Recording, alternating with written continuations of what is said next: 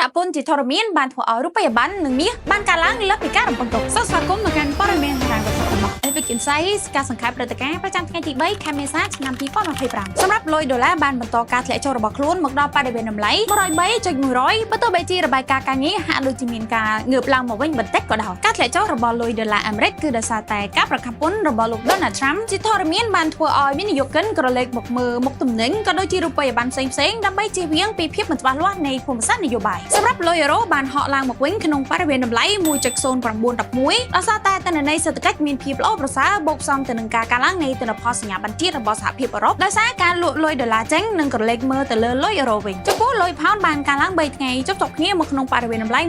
1.3057 ដោយសារតែការធ្លាក់ចុះនៃលុយដុល្លារអាមេរិកផងដែរចំពោះចំណុចនេះបានបង្ហាញថាការដាក់ពន្ធរបស់លោក Donald Trump នឹងបញ្ឆេះសង្គ្រាមពាណិជ្ជកម្មឲ្យកាន់តែឆេះរលរាលដាលកាន់តែខ្លាំងរីឯលុយអូស៊ីបានកើនឡើង2ថ្ងៃចុះគ្នាមកក្នុងបរិវេណតម្លៃ 0.6341 ការកើនឡើងនេះគឺបណ្ដាលមកពីការធ្លាក់ចុះនៃលុយដុល្លារអាមេរិករួមផ្សំទៅនឹងការកើនឡើងនៃទិន្នន័យសេដ្ឋកិច្ចរបស់ប្រទេសអូស្ត្រាលីដែលជាចំណុចគួរឲ្យកត់សម្គាល់ដោយសារតែការធ្លាក់ចុះនៃលុយដុល្លារអាមេរិកបានធ្វើឲ្យលុយយេនមានការកើនឡើងបន្ថែមទៀតធ្វើឲ្យ USD យេនបានធ្លាក់ចុះមកបរិវេណតម្លៃ 147.600 បើទោះបីជារបាយការណ៍សេដ្ឋកិច្ចប្រទេសជប៉ុនមិនសូវជាមានភាពល្អប្រសើរក៏ដោយចំពោះតម្លៃប្រេងបានបន្តការធ្លាក់ចុះ2ថ្ងៃចុះគ្នាក្នុងបរិវេណតម្លៃ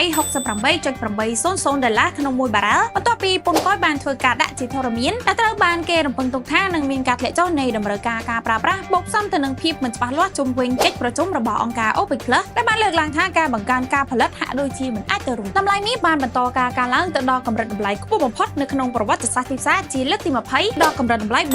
$3,800 ក្នុងមួយដំឡឹងដែលការកើនឡើងលើសពី 20% នៅដើមឆ្នាំ2025នេះបន្ទាប់ពីការដាក់ពន្ធត្រូវបានគេរំពឹងទុកថានឹងធ្វើឲ្យតម្លៃមាសបន្តការកើនឡើងបន្ថែមទៅកាន់កម្រិតតម្លៃ $4,200 ក្នុងមួយដំឡឹងនៅចុងឆ្នាំនេះសូមអរគុណសម្រាប់ការតាមដានព័ត៌មានហិរញ្ញវត្ថុរបស់ Epic Insights